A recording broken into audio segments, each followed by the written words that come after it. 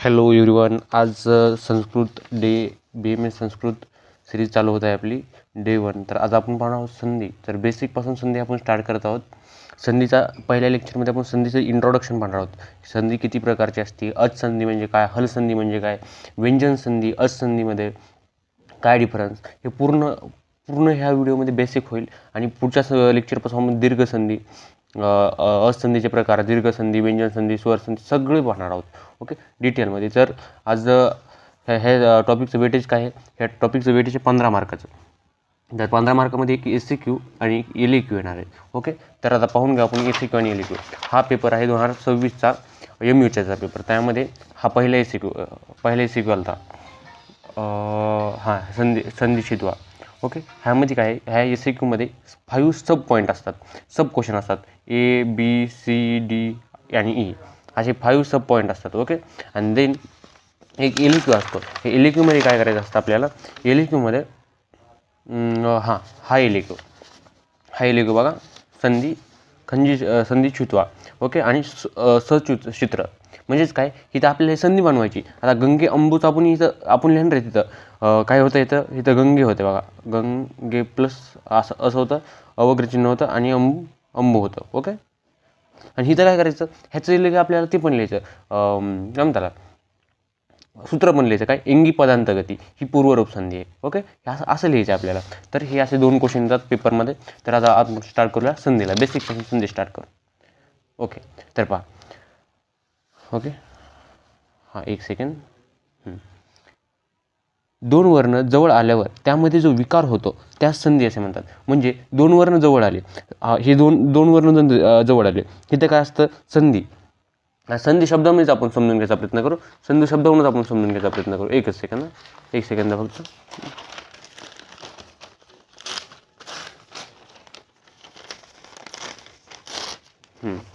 तर आता ही जे संधी शब्द आहे, आपल्या जी संधी आहे ह्यामध्ये असा आपण संधी लिहितो. ओके, संधी शब्द काढतो, संधी.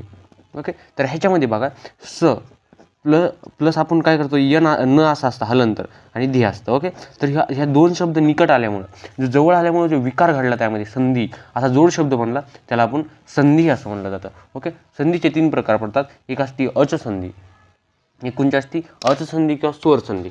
ओके, काय करतो आता, पेन्सिल लिहितो, कारण नोट्स अपलोड केल्या टेलिग्राम चॅनलला आपल्या नोट्स अपलोड होतील आणि व्हॉट्सअप चॅनलला पण. मग तेव्हा त्या नोट्समध्ये काही फॉल्ट येऊ नये, असं जास्त पेनाने गिरवलं नसू नये म्हणून. ओके, तर स्वर संधीमध्ये पहा, स्वर संधी एक असती, व्यंजन संधी एक असते आणि विसर्ग संधी एक असते. अशा 3 संधीचे प्रकार असतात. मेन संधीचे प्रकार किती? 3. पहिली काय, स्वर संधी, व्यंजन संधी आणि विसर्ग संधी, असे 3 प्रकार पडतात. तर पहिली जी स्वर संधी असते त्यामध्ये काय, पूर्वपदाच्या अंती पण स्वरच पाहिजे आणि उत्तरपदाच्या पहिले पण स्वरच पाहिजे. काय, नाही समजलं सर? तर मी तुम्हाला सांगतो की पूर्वपदाच्या अंती म्हणजे, आता बघा, ह्या सम प्लस धी ही आहे आपली संधी. ओके, तर ह्यामध्ये बघा, ह्यामध्ये पूर्वपदाच्या अंती म्हणजे काय, हे स मध्ये काय लपले, लपले, स हलंतर असतं आणि लपले त्यामध्ये. ओके, तर आता ही कन्सेप्ट पण तुम्हाला समजून सांगतो मी, की प्रत्येक शब्द जर असा शब्द जर पूर्ण असेल, असा अक्षर असेल, तर ह्याच्यामध्ये असं स हलंतर प्लस ओके, स हलंतर प्लस असतं, स हलंतर प्लस असतं. पण जर हे असंच असेल तर हे व्यंजन असतं, म्हणजे एक सेपरेट आहे, ह्यामध्ये नाही, त्यामुळे हे व्यंजन आहे. तर हे जसं जिथं हलंतर दिसतं हे व्यंजन असतं, हे स व्यंजन झालं. ओके, थोडं समजलं? काही प्रॉब्लेम? चला, तर आता पुढे जाऊया. आता बघा, व्यंजन संधीमध्ये कसं होतं, व्यंजन संधीमध्ये पहा, व्यंजन संधीमध्ये दोन्ही जे काही पहिला अक्षर पहिला जो असतो पूर्वपदाच्या अंती, हे व्यंजनच असलं पाहिजे. पण उत्तरपदाच्या पूर्वपदाला स्वर किंवा व्यंजन चालेल, स्वर किंवा व्यंजन चालेल. ओके, इथपर्यंत क्लिअर?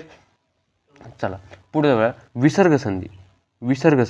ओके, विसर्ग संधीमध्ये पाहू आपण. विसर्ग संधीमध्ये काय असतं की पूर्वपदाच्या अंती विसर्ग असतो आणि उत्तरपदाच्या पहिले स्वर किंवा व्यंजन चालतो. ओके, तर आता आपण स्वर संधी म्हणजे असंधीची डेफिनेशन पाहूया आणि त्याचं एक एक्झाम्पल पाहूया, म्हणजे तुम्हाला एक जनरल आयडिया लागून जाईल. तर पहा, आपल्या संधीचे किती प्रकार पडतात? उपरी 3 प्रकार लक्षात ठेवायचे. कोणचे? एक आहे स्वर संधी, दुसरी आहे व्यंजन संधी आणि तिसरी आहे आपली विसर्ग संधी.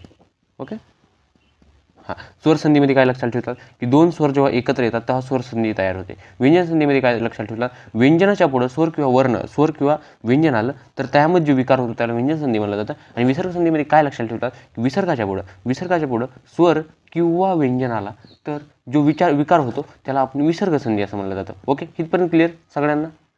हां, चला तर स्वर संधी म्हणजे दोन स्वर एकत्र येऊन तयार होणारी संधी. दोन स्वर एकत्र येऊन जी संधी तयार होती, दोन स्वर एकत्र येऊन म्हणजे काय होतं, दोन स्वर एकत्र येतात. आता बघा इथं काय येतं बघा, कवी प्लस इंद्र. तर कवी ही ई म्हणजे काय, ई म्हणजे काय वेलंटी आहे. पण ऐकून घ्या, ही वेलंटी म्हणजे आपण स्वर काय आहे ह्यामध्ये, आता वी काढला आपण असं वी, तर ह्याचा जर आपण फोड केली व हलंतर येतं आणि प्लस आणि प्लस ई असं येतं. ओके, म्हणजे पहिली वेलांटी असेल तर आपण ई म्हणून दर्शवतो, दुसरी वेलांटी असेल तर आपण त्याला दीर्घ ई दर्शवतो. थोडं कळालं? बेसिकपासून कन्सेप्ट क्लिअर करून घ्यायचा. चला तर जेव्हा एका शब्दातील शेवटचा स्वर, बघा पहिल्या शब्दातील शेवटचा स्वर असला पाहिजे, पहिल्या शब्दातील शेवटचा स्वर व दुसऱ्या शब्दातील पहिला स्वर एकत्र येतो तेव्हा त्या संधीला स्वरसंधी असे म्हणतात. म्हणजे काय तर पहिल्या शब्दातील शेवटचा स्वर, आता बघा पूर्वपदांत, आता आपण एक्झाम्पल पाहूया, कवी प्लस इंद्र. तर पहा, तर पहिला शब्द, आता हे पहिला शब्द आहे ह्याच्यामधला शेवट स्वर असला पाहिजे. मग आता काय आपण हलंतर, आता व हलंतर केलं प्लस तुम्हाला सांगितलं की पहिली वेलांटी असल्यावर ई असतं, रसवई. ओके, प्लस ही, मग काय आलं, पहिल्या शब्दामध्ये पण शेवटचा स्वरच आहे आणि दुसऱ्या शब्दामध्ये पण पहिला स्वरच आहे. मग इथं जो विकार होणार आहे हे स्वरसंधी होणार आहे इथं. ओके, स्वरसंधी होणार आहे इथं, स्वरसंधी होणार. ओके, तर आता पहा इथं, आता ह्याचे नियम काय, स्वरसंधीमध्ये काय, आपण स्वरसंधीचे पूर्ण डिटेल 7 प्रकार 8 प्रकार जेवढे काय आपल्या सिलेबसमध्ये आहेत तेवढे डिटेलमध्ये पाहणार. मग त्यामुळे तुम्ही टेन्शन घेऊ नका. फक्त आता बेसिकवर फोकस करा की स्वरसंधी म्हणजे काय, विसर्ग संधी म्हणजे काय, व्यंजन संधी म्हणजे काय, एवढंच कळून घ्या. ओके, तर बघा इथं काय आ असेल तर आ दीर्घ झालं, ही दीर्घ संधी असते. ओके, आता बघा आपण व्यंजन संधी. सर व्यंजन संधी म्हणजे काय हो, व्यंजन संधी आता तुम्ही असं नाव का घ्यायला, असं स्पेसिफिकली व्यंजन संधी दुसरं नाव घेता आलं असतं, तुम्ही व्यंजन संधीच का म्हणता. तर पहिला पॉईंट असा की ह्या व्यंजन संधीमध्ये पहिल्या पदाच्या अंती व्यंजनच पाहिजे आणि दुसऱ्या पदाच्या प्रथमेस आपण स्वर असला तरी चालेल किंवा व्यंजन असला तरी चालेल. सर नाही समजलं, मी आहे ना लगेच समजून सांगतो, एकच सेकंद. आता लक्षात घ्या की पहिल्या पदाच्या अंती म्हणजे हिथं काय होतं, आता कवी प्लस इंद्र.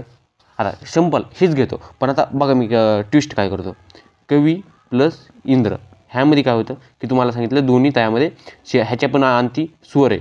ओके, ई, आणि ह्या पण अंती काय स्वर आहे, प्रथमेच काय स्वर आहे. पण आपल्याला ही कंडिशन फक्त स्वरसंधीमध्ये फॉलो होती, व्यंजन संधीमध्ये फॉलो होत नाही. तर काय होतं की आता लक्ष द्या की क आणि व हलंतर असेल, हलंतर म्हणजे काय, त्याच्यामध्ये आपल्याला स्वर नसतो, तो हलंतर वर्ण आहे. जेव्हा व मध्ये जेव्हा ॲड होतं तेव्हा ते व बनतो. ओके, व बनतो, पूर्ण व बनतो. पण हे हलंतर व म्हणजे हा आहे व्यंजन, प्युअर व्यंजन, ह्यामध्ये स्वर नाही आहे. ओके, तर आता पहा काय म्हणतंय, व्यंजन संधीमध्ये दोन व्यंजने एकत्र येऊन जो विकार किंवा बदल होतो त्यास व्यंजन संधी म्हणले जातात. आता व्यंजन संधी म्हणजे काय, एक सेकंड. हां, व्यंजन संधी म्हणजे काय, तर जेव्हा दोन व्यंजने एकत्र येतात, दोन व्यंजन जेव्हा एकत्र होतात आणि त्यामध्ये जो बदल घडून येतो त्यास व्यंजन संधी असं म्हणलं जातं. आता तुम्हाला सांगितलं दोन व्यंजने एकत्र आली, आता बघा इथं ओके, तर हलंतर, तुम्हाला हलंतर सांगितलं, जिथं हलंतर असतं ते तर विसर्ग संधी. आता आपण विसर्ग संधी पाहूया. ओके, विसर्ग संधीमध्ये काय, विसर्ग संधीचा नियम काय, विसर्ग संधी म्हणजे दोन शब्दातील पहिल्या शब्दातील विसर्ग म्हणजे काय, पहिल्या शब्दाच्या अंती जो विसर्ग आहे प्लस म्हणजे काय दुसऱ्या शब्दाचा बात करायला आपण, दुसऱ्या शब्दातील स्वर किंवा व्यंजनाशी मिळून होणारा बदल म्हणजे विकार. ओके, होणारा बदल म्हणजेच आपण त्याला व्यंजन संधी असं म्हणतो, विसर्ग संधी असं म्हणतो. ओके, विसर्ग संधी असं म्हणतो आपण, विसर्ग संधी असं त्याला म्हणतो. ओके, विसर्ग संधी म्हणजे दोन शब्दातील विसर्गामुळे होणारी संधी. दोन शब्दातील विसर्ग म्हणजे काय, पहिल्या शब्दातील विसर्ग आणि दुसऱ्या शब्दातील स्वर किंवा व्यंजनामुळे जे विकार होणार आहे त्याला खाली गेलं. ओके, हां, तर पहिल्या शब्दातील विसर्गामुळे व दुसऱ्या शब्दातील स्वर किंवा व्यंजनामुळे जी संधी उत्पन्न होणार आहे बाळांनो, ती आपण विसर्ग संधी, त्याला आपण काय म्हणतो, आपण विसर्ग संधी असं म्हणतो. विसर्ग शब्दावरूनच आपण लक्षात ठेवायची, पहिल्या शब्दाच्या अंती विसर्ग असला पाहिजे आणि दुसऱ्या शब्दाच्या अंती स्वर किंवा व्यंजन असला पाहिजे. ओके, तर हा लक्षात ठेवा की आपल्या संस्कृत सिरीजचा पार्ट 1 आहे, म्हणजे डे 1 आहे.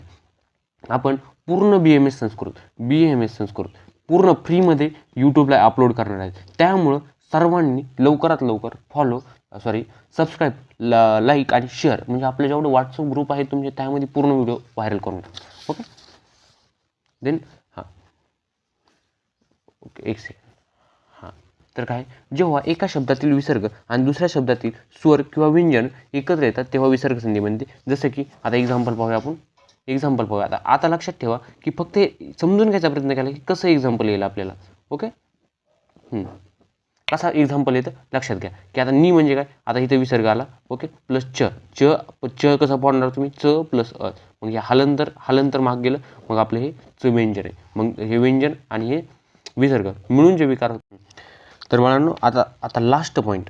तर हॅलो फ्रेंड्स, आता लास्ट पॉईंट की आपण संधीसाठी सर बेसिक काय परफेक्ट करावा की ज्यांनी संधी आमची एकदम सोपी जाईल. तर तुम्हाला लक्षात घ्या की तुम्हाला महेश्वरी सूत्र, एक सेकंड,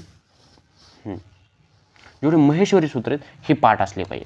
ओके, पुन्हा मग महेश्वरी सूत्र पाठ असून सुद्धा ऐवून दुनरुक एवोंग एवोच हैवरट लन यमंगळम जब गडदच कप चटत कप शशर हल, एवढे महेश्वरी सूत्र जेवढे आहेत हे, ओके, टोटल 14. ओके, हे पाठ असून तुम्हाला ह्याचे प्रत्याहार जमले पाहिजेत. प्रत्याहार सर, प्रत्याहार म्हणजे नाही समजलं, एकच सेकंड. प्रत्याहार म्हणजे काय, आता बघा तुम्हाला येईल अट प्रत्याहार, ईक प्रत्याहार.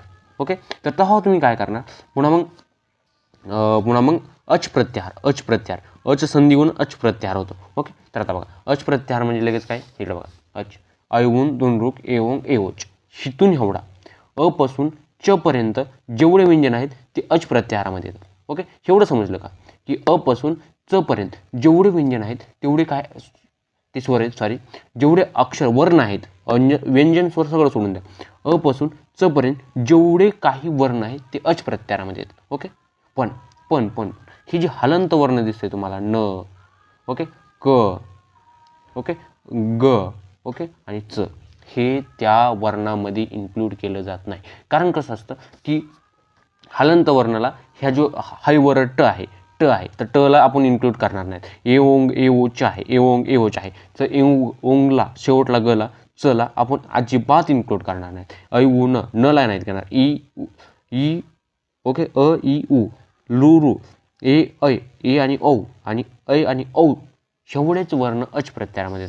तर आम्हाला करून दाखवा अच प्रत्यारामध्ये काय, अच प्रत्यार आपण कसा लिहायचा.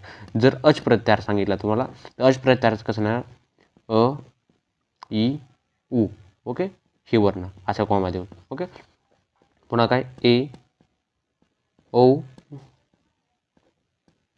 दीर्घ ए औ हो ऐ उ च. ओके, झाले, एवढेच वर्ण आले. मग ह्यामध्ये आपण काय निग्लेक्ट केलं, ऐ उ न निग्लेक्ट करून टाकलं.